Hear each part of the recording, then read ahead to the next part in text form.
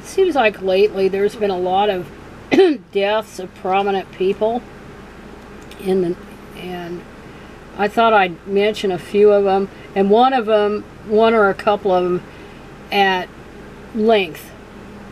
And Bill Moyers was one of them. He passed away on June 26th at the age of 91.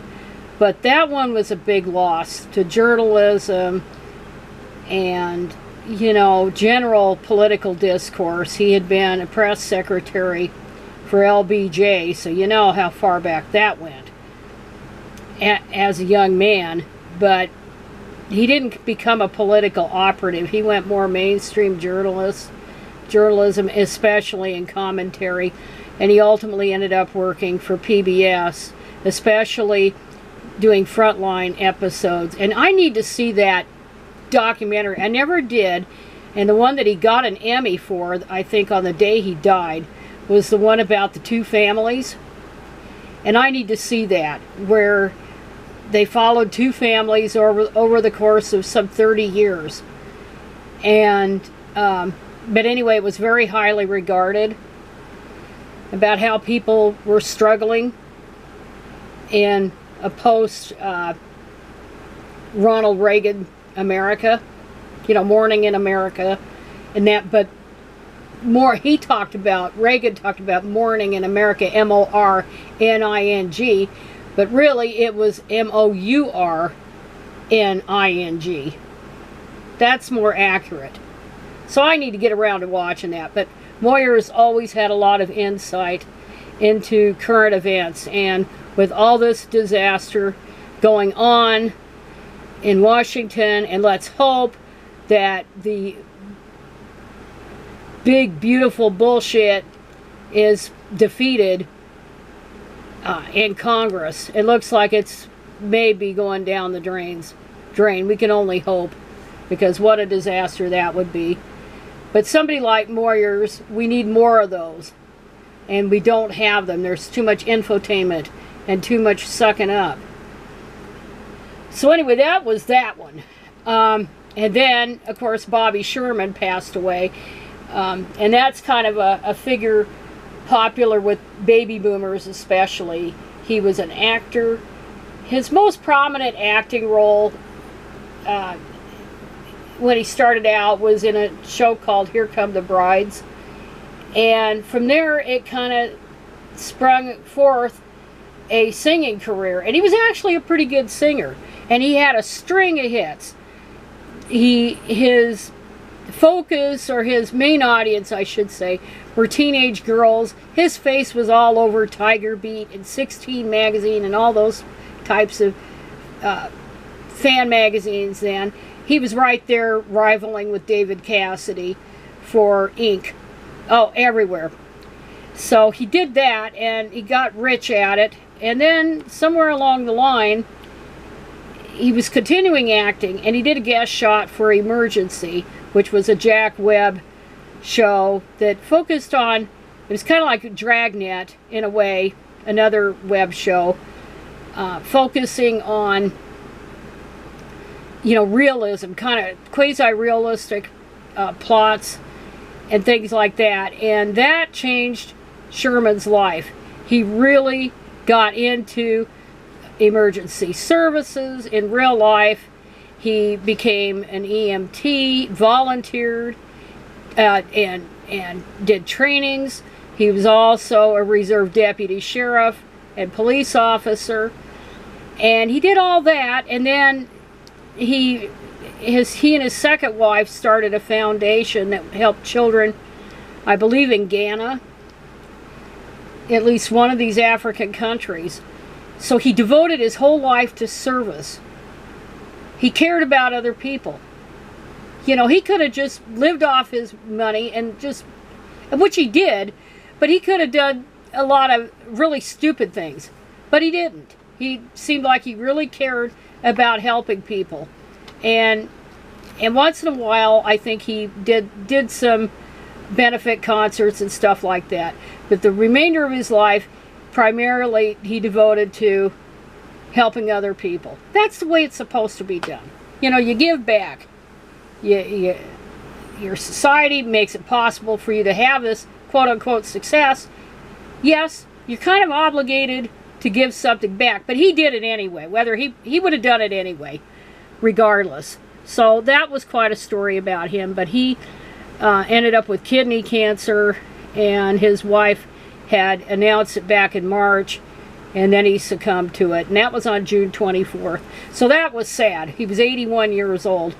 So there was that. And then a few days ago, and remember, I'll get links and stuff like that together too on obituaries of these individuals. Dwayne Lucas, who may not be that well known outside of thoroughbred racing, thoroughbred/quarter horse racing, but you can make the arguable point that he was the greatest trainer of all time. He died on Saturday, June 28th. He was 89. He would have been 90, I think, later this year. He'd suddenly, about 3 weeks ago, I want to say, he developed MRSA. He got really sick, and he did not want to prolong his life, he might say. He decided he wasn't going to get any further treatment, and he abruptly retired from horse racing and training, and he went back home to Kentucky and to live out his final days. And that's what he did. He went out on his own terms, and he passed away. And of course, there's been a lot of write-ups about him. He had his share of criticism, like friend Bob Baffert gets a lot of criticism. He had his share of it back in the day, but he seemed to come out of nowhere. He started out training quarter horse. Well, first of all, let's go way back. He was a high school teacher. He got his degrees, I think a master's and an undergrad degree in Wisconsin, and then but he developed a love for horses when he was real young. So he did the high school thing. He was also a coach, basketball coach, and hence he had the nickname Coach. That followed him throughout his life. And then he ended up in California in the late 60s. He had trained quarter horses. He had a lot of success there. It says here in Wikipedia that his career wins were 739 in quarter horse racing.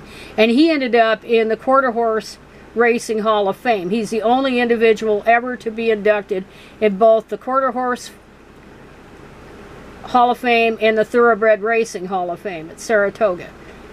He's the only one. And then his thoroughbred wins were 4,953.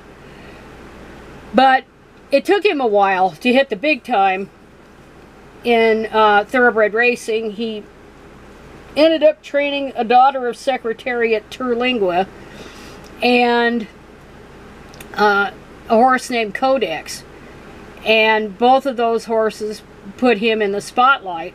Codex, racing fans will recall, won the 1980 Preakness, but it was kind of controversial because jockey Angel Cordero Jr.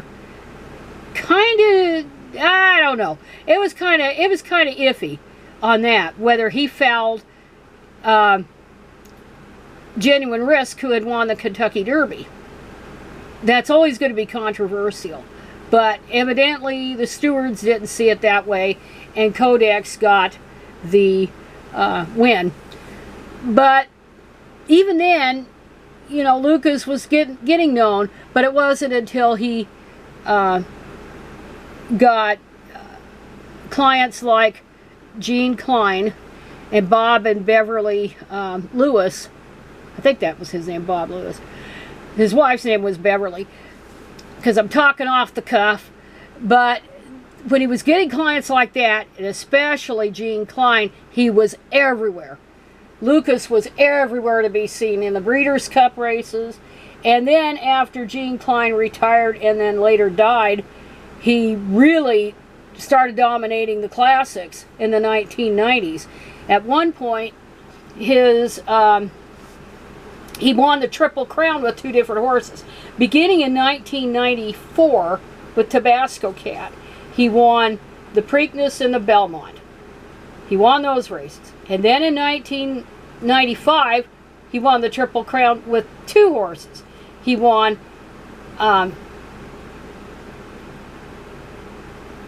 shit, God damn it. I'm trying to remember the horses he won with.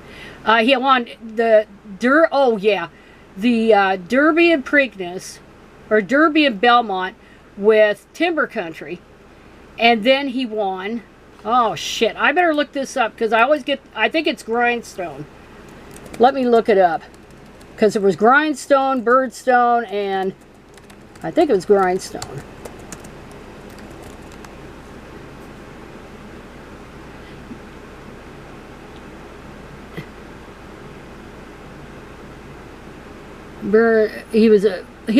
Grindstone won the 1996. I'm looking at the 1995. Okay, excuse me. I'm really screwing up. Let's see, what did he win? Timber Country. Lewis. Why don't I look it up? Dwayne Lucas. God damn it, I used to know this shit, and then like the back side of my hand.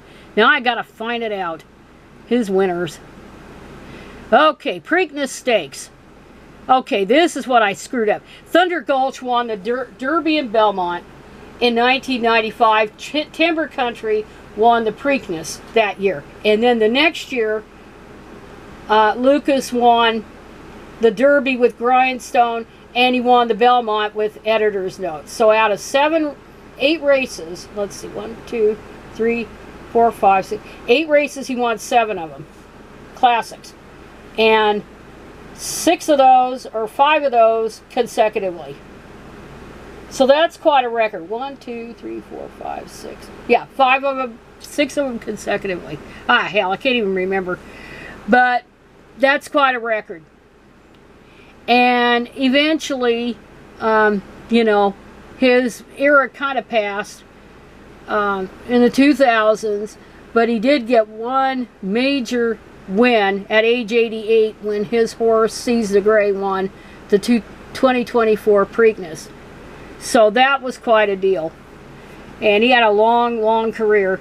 And as I will note, he had one child named Jeff who was his assistant trainer, and unfortunately the horse Tabasco Cat got spooked when he, just before his 3-year-old campaign, he got spooked in the stable area, I guess, and ran over, or I think he did, or threw him up in the air, Jeff in the air, and he landed onto the ground and caused some brain damage. And Jeff was in a coma for weeks, and he was never the same again. And he had to retire from assistant training, and ended up in Oklahoma in the banking industry.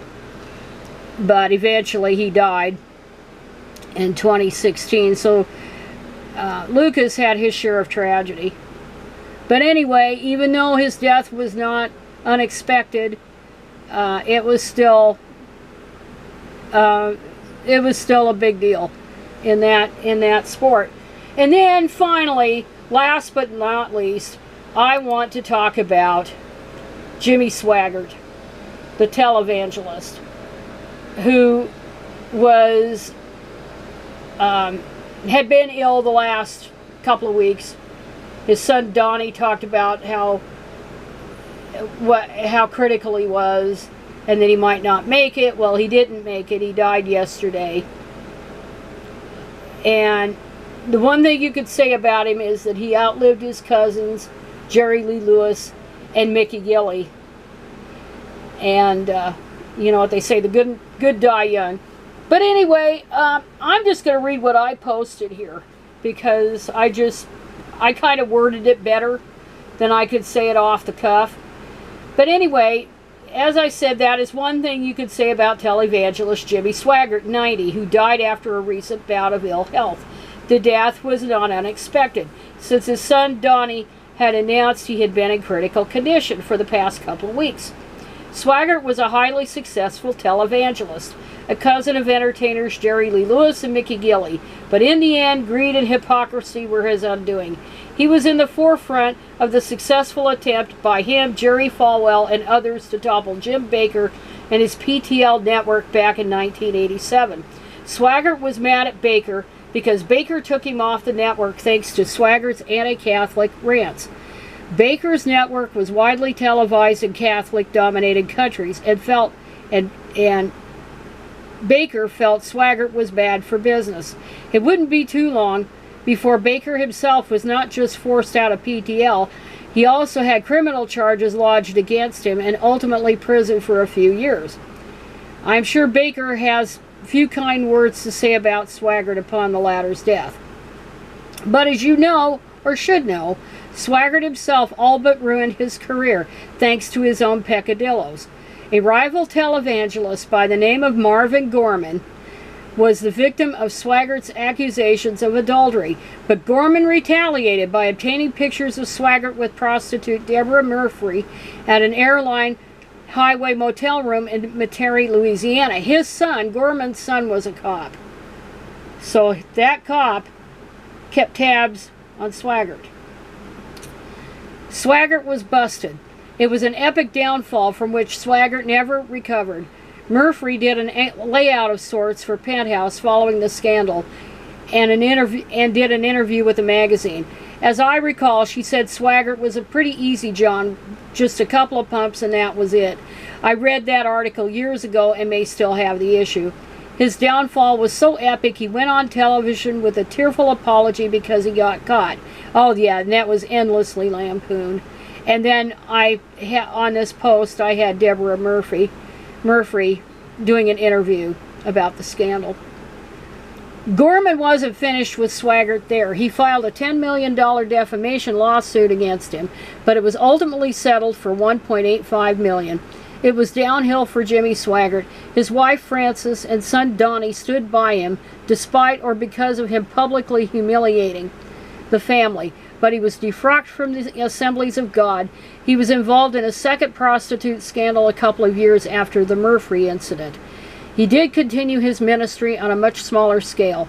Donnie and Donnie's son have continued the Swaggart ministry. So that was what I wrote on that subject. But you know what they say, the good die young. And I will say Gorman died 2017, as I mentioned. His lawyer wrote a book called Let Us Pray, P-R-E-Y, and I recommend people get hold of that book because that's the inside baseball about Swaggart's fall from grace. A very good book. And also one of Tammy Faye's Tammy Faye Bakker's books.